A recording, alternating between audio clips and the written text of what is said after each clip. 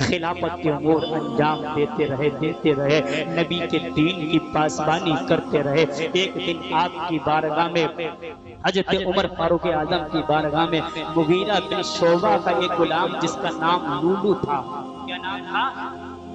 وہ آپ کی بارگاہ میں کہنے لگا، امیر المومنین، میرا مالک مغیرہ بن شعبہ وہ 400 درہم وصولتا ہے۔ کتنے درہم؟ 400 درہم مجھ سے وصولی کرتا ہے، سرکار تھوڑے سے کم کرا دے۔ تو عمر فاروق اعظم نے کہا، تو بڑا ہی لوہار ہے، اچھی تجھے کاریگری آتی ہے، 400 دینار تیرے لیے زیادہ نہیں ہے؟ تو تاریخ بتا دی، وہی جواب سے غصہ ہو گیا تو چلا گیا۔ تھوڑے دن کے بعد حضرت عمر فاروق اعظم نے بلایا اور کہا، لولو، میں نے سنا ہے کہ تو نے یہ کہا کہ میں ایسی چکی بناؤں گا جو ہوا سے چلے گی۔ کس سے چلے گی؟ ہوا سے چلے گی، تو چکی بنا۔ تو تاریخ بتاتی اس لولو غلام نے بڑے تیور غصے میں جواب دیا، ہاں میں چکی ایسی بنا سکتا ہوں جس چکی کا نام لوگ یہ کئی زمانوں تک لیں گے۔ آپ فرماتے ہوئے کہہ کے چلا گیا اور مجھے مارنے کی دھمکی دے گیا، مجھ سے کہہ گیا کہ میں تمہیں قتل کر دوں گا۔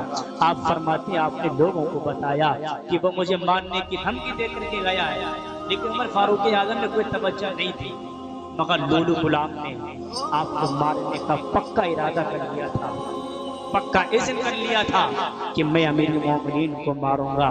فجر کا وقت تھا، خلیفۃ المومنین حضرت امیر المومنین عمر فاروق اعظم فجر کی نماز کے لیے آپ مسجد کی طرف گئے، مسجد میں داخل ہوئے۔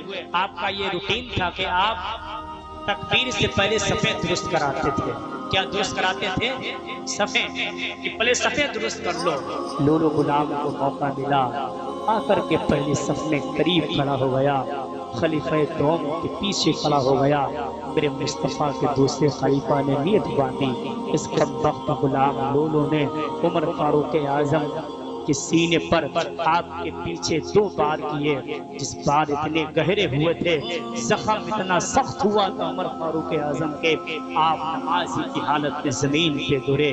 لوگوں نے لولو غلام کو پکڑا، اس نے کئی نمازیوں کو چوٹ پہنچائی، تاریخ بتاتی 12 نمازیوں کو تکلیف پہنچائی، جن میں سے 6 نمازی کا وصال ہو گیا، انتقال ہو گیا۔ آپ کے بیٹے حضرت عبد الرحمن بن عوف نے، کیونکہ وقت ہو گیا تھا، سورج نکلنے والا تھا، انہوں نے مختصر 2 سورتیں پڑھ کے نماز پڑھائی۔ حضرت عمر فاروق اعظم کو لے کر کے گھر پہ آئے، آپ کو دوا پلائی، مگر دوا خلیفہ دوم کے زخم کے سوراخوں سے نکل گئی۔ آپ کو دودھ پلایا گیا، زخم بھی دودھ بھی زخموں کے راستے سے نکل گیا۔ کسی نے آواز دی، اے امیر المومنین، اپنے بیٹے عبداللہ کو خلیفہ بنا دو۔ آپ نے کہا، غارت ہو تمہیں، تم نست نابود ہو، تم ایسے کو خلیفہ بنانے کے لیے کہہ رہے ہو جسے اپنی بیوی کو صحیح طریقے سے طلاق دینا بھی نہیں آتا، تم اسے خلیفہ بنوا رہے ہو۔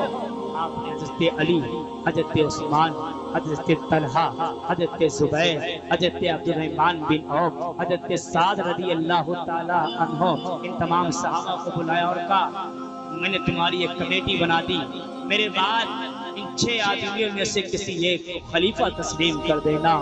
10 سال 6 مہینے 4 دن عمر فاروق اعظم نے خلافت کے امور انجام دیے۔ میرے سرکار کے دوسرے خلیفہ نے 26 ذی الحجہ 23 ہجری کو آپ کو زخم لگا تھا۔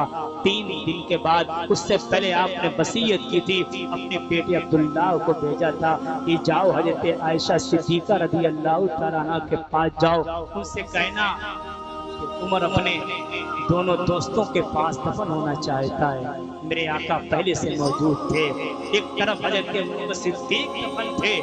حضرت عمر نے کہا، عبداللہ عائشہ سے جا کر کے کہنا عائشہ مجھے اجازت دے دے عمر کو، عمر اپنے دوسرے 2 ساتھیوں کے پاس دفن ہونا چاہتا ہے۔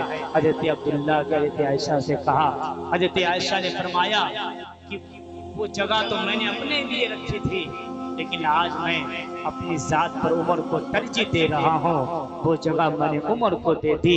حضرت عمر فاروق اعظم کو مصطفیٰ جان رحمت کے پہلو میں دفن کیا گیا۔